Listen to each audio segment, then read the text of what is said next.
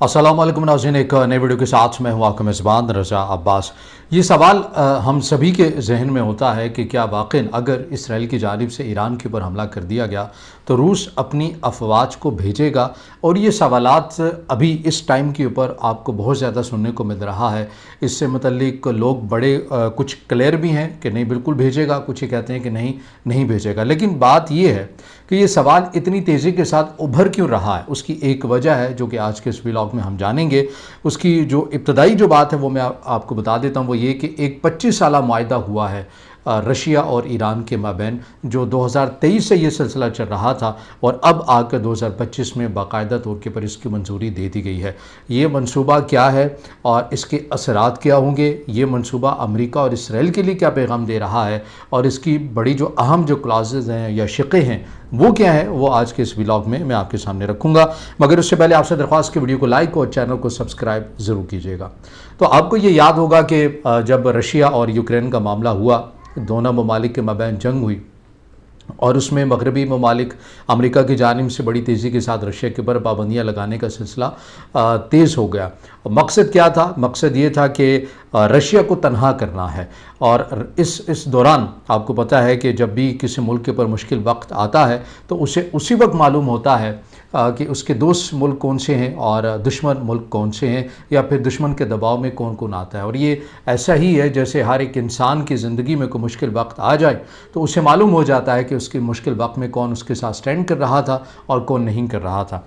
यही बिल्कुल फार्मूला जो है ये रशिया के साथ हुआ और रशिया ने इस मामले को देखा। और जब यूक्रेन की जंग के दौरान अमेरिका और मगरबी ममालिक रशिया के ऊपर पाबंदियाँ लगा रहे थे तो उस वक्त एक मुल्क ईरान था जो रशिया के साथ ताल्लुकात को बड़ी तेज़ी के साथ बेहतर कर रहा था। मगरबी मीडिया की रिपोर्ट्स के मुताबिक कि ईरान बाकायदा तौर के ऊपर रशिया और यूक्रेन की जंग में जहां पर ईरान अखलाक़ी और सिफारती तौर के ऊपर रशिया को सपोर्ट कर रहा था, तो वहीं पर अमलन यानी जंगी मैदान के अंदर भी जो ड्रोन्स की जो टेक्नोलॉजी है वो भी बहुत तेज़ी के साथ रशिया को दे रहा था। गो कि ईरान की जानिब से इस खबर की इन रिपोर्ट्स की तरदीद की जाती रही और रशिया ने भी इसको आज तक तस्लीम नहीं किया। लेकिन बहरहाल मगरबी मीडिया ये बरमला कहता है, ख़ुद यूक्रेन की क़यादत कहती रही कि रशिया जो ड्रोन इस्तेमाल कर रहा है वो ईरानी साख्ता है। इसी तरह एक और जो मरहला था रशिया यूक्रेन से पहले सीरिया के अंदर, आपको याद होगा कि इससे पहले सीरिया में बशार अल असद की जो हुकूमत थी उसका भी तख्ता उलटने की कोशिश की। अभी की बात नहीं कर रहा, इससे पहले की मैं बात कर रहा हूँ। और उस दौरान भी रशिया ने जिस तरह से ईरान के तहफ़्फ़ुज़ात का ख़याल रखा और उनकी मदद की और सीरिया के अंदर अपनी अफवाज भेजी, बाकायदा बेसिस बनाए, अड्डे बनाए और मिलकर ईरान के साथ रशिया और ईरान ने मिलकर जो है वो सीरियन गवर्नमेंट के तहफ़्फ़ुज़ात का ख़याल रखा। बेसिकली आप ये कह सकते हैं कि वो ईरान सीरिया की गवर्नमेंट का तहफ़्फ़ुज़ नहीं कर रहा था बल्कि वो अपने मुफादात का ख़याल कर रहा था और उससे देखते हुए तमाम जो चीज़ें हैं वो रशिया ने प्रोटेक्ट भी की। और ये भी वो मौका था कि जब ईरान ने ये समझा कि हमें रशिया के साथ बड़ी तेज़ी के साथ ताल्लुकात को इस्तवार करना है और बेहतर करना है। जब ये दो बहुत बड़ी चीज़ें हुई, यानी सीरिया के अंदर रशिया ने आकर ईरान के साथ मिलकर मुश्तरका ऑपरेशन किए और फिर जब रशिया को ऐसी सूरत हाल का सामना करना पड़ा तो ईरान बड़ा खुलकर रशिया की मदद को आया। फिर दोनों ममालिक के जो फैसला साज हैं उन्होंने ये सोचा कि क्यों ना हम इस सारे मामले को एक डॉक्यूमेंट्स में ले आएँ, एक कागज़ में ले आएँ जहाँ पर हम ये दुनिया को पैगाम भी दे सकें कि जो हमारे जो मफादात हैं वो मुश्तरका हैं। हमारी जो ख़ित्ते में पॉलिसी होगी, जिन जिन ममालिक के साथ जो जो हमने मौक़िफ़ अपनाना है वो भी हमारा मुश्तरका होगा। तो ये ज़ुबानी कलामी तो हम कर ही रहे हैं, सिफारती तौर के ऊपर या बैक चैनल के ज़रिए तो हम कर ही रहे हैं। तो क्यों ना इसको एक डॉक्यूमेंट्स में हम ले आएँ और पूरी दुनिया को पैगाम दे दें। फिर हुआ ये कि 2023 में इस मुआहदे का सिलसिला शुरू हुआ। 2023 और 2024 में दोनों ममालिक की जो क़यादतें हैं वो सर जोड़ कर बैठती हैं, इस ज़िम्मन में मुशावरत भी होती है, बहुत सारी चीज़ों को डॉक्यूमेंट्स में भी लाया जाता है। 2024 के आखिर तक इन तमाम चीज़ों को फाइनलाइज़ कर लिया जाता है, लेकिन इस मंसूबे की बाकायदा तौर के पर मंजूरी जो है वो नहीं दी जाती है। लेकिन अब जो ख़बर आई है सामने उसमें यह है कि अब बाकायदा तौर के पर रशिया में भी और ईरान में भी इस मंसूबे को साइन कर लिया गया है। ये 25 साला मंसूबा है और इसे एक स्ट्रेटेजिक एग्रीमेंट या तस्वीराती तौर के ऊपर बड़ी अहमियत का हामिल कहा जा रहा है। अब इसके अंदर मैंने ये क्यों कहा कि अमेरिका और इसराइल को क्या पैगाम दिया गया है, इसकी जो क्लाजेज़ हैं, जो शिक्के हैं, जब मैं वो आपके सामने रखूँगा तो आप इससे बाखूबी खुद ही आगाह हो सकेंगे कि इसके अंदर क्या क्या चीज़ें शामिल थी। मैं इसके अंदर जो पॉइंट्स हैं उसके अंदर जो सबसे मेन जो पॉइंट है कि क्या अगर ईरान के ऊपर हमला होता है तो क्या उसे रशिया के ऊपर हमला भी तस्वुर किया जाएगा। ये तमाम जो चीज़ें हैं वो भी मैं आपके सामने रखूँगा, लेकिन इसके ऑलरेडी 4 से 5 पॉइंट बड़े अहम हैं जो आपके सामने रखने हैं। पहला ये कि दिफाई ताउन में क्या होगा, उसमें यह होगा कि रूस ईरान को असलहा, ड्रोन टेक्नोलॉजी और फ़ौजी मशक़ों में ताउन फ़राहम करेगा। यूक्रेन में ईरानी ड्रोन्स पहले ही इस्तेमाल हो चुके हैं। ये जैसा कि मैंने कहा कि मगरबी मीडिया ये क्लेम करता है, लेकिन ईरान इसकी तरदीद करता रहा है। अच्छा, यहाँ पर यह है ना कि रूस ईरान को टेक्नोलॉजी फ़राहम करेगा।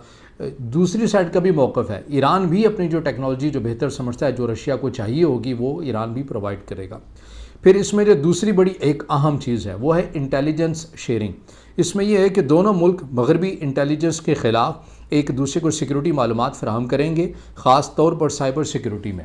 यानी ये बड़ी एक अहम शिक है इस एग्रीमेंट की कि जो इंटेलिजेंस मालूमात होगी, अगर रशिया के पास ऐसी इंटेलिजेंस हैं कि ईरान को कुछ ख़तरात लाहक होने वाले हैं या उनके तहफ़्फ़ुज़ात को ठेस पहुँचाई जा सकती है, इसराइल कुछ करने की कोशिश कर रहा है, अमेरिका कर रहा है या मगरबी ममालिक, तो रशिया जो है वो इंटेलिजेंस मालूमात क़ब्ल अज़ वक्त जो है वो ईरान को दे देगा। इसी तरह ईरान का भी है। अगर ईरान को ऐसा लगा कि कोई रूस के तहफ़्फ़ुज़ात को ठेस पहुँचाने की कोई मनसूबाबंदी कहीं भी हो रही है, तो अगर वो ईरानी इंटेलिजेंस के पास ऐसी कोई मालूमात हैं तो ईरान भी अपनी इंटेलिजेंस मालूमात को शेयर करेगा रशिया के साथ। फिर इसमें जो तीसरा पॉइंट है वो क्या है, वो ये है कि तवानाई और तेल गैस मंसूबे। इसमें क्या होगा, इसमें ये होगा कि रूस ईरान के साथ गैस फील्ड्स, रिफाइनरीज़ और पाइपलाइंस बनाएगा ताकि पाबंदियों के बावजूद दोनों ममालिक की जो तिजारत है या रेवेन्यू है उसमें भी इजाफ़ा हो सके। चौथा पॉइंट है तिजारत का। इसमें इस पॉइंट के अंदर ये कोशिश की जाएगी, इस 25 साल एग्रीमेंट के तहत जो दोनों ममालिक में जो तिजारत होगी, चाहे वो गैस की मद में हो, तवानाई सेक्टर में हो या किसी भी हवाले से हो, उसमें मकामी जो करेंसी है दोनों ममालिक की, यानी ईरानी करेंसी और रशिया की जो करेंसी है, उनमें तिजारत को ज़्यादा तेज़ करना है ताकि जो डॉलर्स की अजारादारी है उसे ख़त्म किया जा सके। पाँचवा पॉइंट है जनूब ट्रांसपोर्ट कॉरिडोर। ये मनसूबा भारत से सामान ईरान के ज़रिए कफ़क़ाज़ और रूस तक पहुँचाने का रास्ता है। कफ़क़ाज़ क्या है? बेसिकली कफ़क़ाज़ एक ख़ित्ता है जिसमें आज़रबाईजान है, आर्मीनिया है, जॉर्जिया है और जो दीगर ममालिक हैं, ये बेसिकली एक ब्रिज का किरदार अदा करते हैं। इसके कुछ हिस्से यूरोप के साथ जाकर मिल जाते हैं और कुछ आपको इस एशिया के साथ मिलते हैं। तो ये ब्रिज है, सेंट्रल एशिया आप जिसे कहते हैं, यहाँ से एशिया को भी कनेक्ट करता है और वहाँ से आगे यूरोप को भी कनेक्ट करता है। अब इसमें इस एग्रीमेंट के अंदर ये चीज़ शामिल है कि भारत के ज़रिए अगर हम जो तिजारती एक मनसूबाबंदी की जा रही है रशिया, ईरान और भारत की जानिब से कि इस सामान को यहाँ से लाकर आगे यूरोप की मार्केट तक इसे एक्सेस किया जा सके। और इसमें भी रशिया जो है, आपको पता है कि सेंट्रल एशिया की बहुत सारे ऐसे ममालिक हैं जो रशिया के असर रसूख में हैं और ये पहले सोवियत यूनियन का हिस्सा हुआ करते थे, जो बाद में टूट कर मुख्तलिफ ममालिक की शक्ल भी इन्होंने इख्तियार की। तो इसलिए आज भी बहुत सारे ममालिक के अंदर आपको रशिया का असर रसूख भी नज़र आता है। तो ये एग्रीमेंट भी ईरान और रशिया का शामिल है। और फिर इन ममालिक में यानी शाम में, अफ़गानिस्तान में, आर्मीनिया में, आज़रबाईजान में और वस्त एशिया में जो दोनों ममालिक की जो पॉलिसीज़ होंगी सिफारती तौर के ऊपर हमने कौन सी पॉलिसी को अपनाना है, क्या मौक़िफ़ रखना है, ये भी दोनों ममालिक मिलकर तय करेंगे और फिर उसी पॉलिसी को तसलसल बनाएंगे। यानी अकेला ईरान अगर अपनी पॉलिसी को लेकर नहीं चलेगा, रशिया नहीं लेकर चलेगा, शाम से मुतल्लिक, अफ़गानिस्तान से मुतल्लिक मुश्तरका तौर के ऊपर डिज़ाइन की जाएगी कि हमने इसके ऊपर क्या मौक़िफ़ अपनाना है, फिर दोनों ममालिक ही उसी पॉलिसी को लेकर चलेंगे। ये भी इस 25 साल एग्रीमेंट का मुआहदे का हिस्सा है। अब आ जाते हैं जो बुनियादी सवाल है कि क्या ईरान के ऊपर जब हमला होगा तो वो रशिया के ऊपर भी हमला तस्वुर किया जाएगा, क्या रूस के ऊपर हमला होगा तो वो ईरान के ऊपर हमला तस्वुर किया जाएगा। हम ये एक ऐसी ही चीज़ है जैसे नेटो का आर्टिकल 5 है और उसके मुताबिक कि अगर किसी एक नेटो कंट्री के किसी एक मुल्क के ऊपर भी हमला होता है तो वो तमाम नेटो जो कंट्रीज़ है उनके ऊपर हमला तस्वुर किया जाता है। क्या ऐसा ही एग्रीमेंट हुआ है? इस एग्रीमेंट के अंदर ये शिक भी मौजूद है? तो इसका जवाब है नहीं, ये शिक मौजूद नहीं है कि बाकायदा तौर के ऊपर जो अगर ईरान के ऊपर हमला होता है तो रशिया अपनी अफवाज भेजेगा या अगर रशिया के ऊपर होता है तो ईरान भेजेगा। ये इस मायदे के अंदर ये शिक शामिल नहीं है। फिर सवाल ही पैदा होता है तो फिर इस मायदे के ऊपर क्यों तहफ़्फ़ुज़ात का इज़हार किया जा रहा है मग़रिबी ममालिक की जानिब से, अमेरिका की जानिब से, इसराइल की जानिब से, वो क्यों फिर आपको खौफ का शिकार नज़र आते हैं, बौखलाहट का शिकार नज़र आते हैं? तो उसके अंदर जो सबसे जो बुनियादी जो चीज़ है वो ये है इंटेलिजेंस मालूमात, कि ये इंटेलिजेंस एक दूसरे के साथ शेयर करेंगे, और दूसरी नंबर की चीज़ ये है कि ये अपनी अपनी टेक्नोलॉजी का तबादला करेंगे।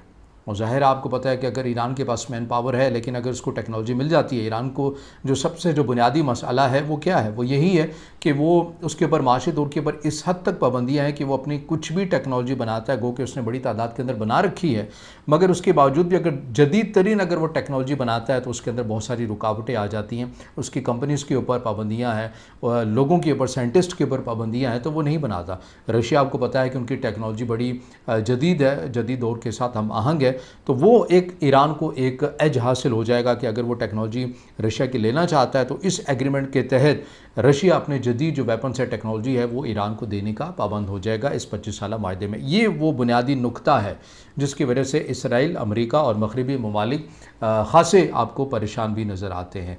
तो ये तमाम जो मालूमात हैं ये मैंने आपके सामने रखी हैं। अब आखिर में मैं आपके लिए ये सवाल छोड़े जा रहा हूँ कि वाक़ई ये आपको लगता है कि ये जो 25 साला एक तज़वीराती मुआहिदा हुआ है दोनों ममालिक के माबैन, ये इसराइल जो जहारियत का मंसूबा बना रहा है ईरान के अगेंस्ट, ये मुआहिदा किस हद तक कारगर साबित होगा इसराइल को हमला करने से रोकने के इससे मुतल्लिक, या फिर आप समझते हैं कि नहीं, इससे कोई फ़ायदा नहीं होगा, बल्कि इसराइल अमेरिका के साथ मिलकर जो मंसूबा वो ईरान से मुतल्लिक रखता है वो उसे जारी और सारी रखेगा? ये आपने मुझे कमेंट में बताना है। तो ये अब तक की मालूमात हैं जो आपके सामने रखी हैं। अगर आप समझते हैं कि वीडियो आपके लिए मुफीद है तो फिर इसे ज़रूर लाइक भी कीजिएगा, कमेंट्स में ज़ाहिर ख्याल कीजिएगा और चैनल को सब्सक्राइब ज़रूर कीजिएगा।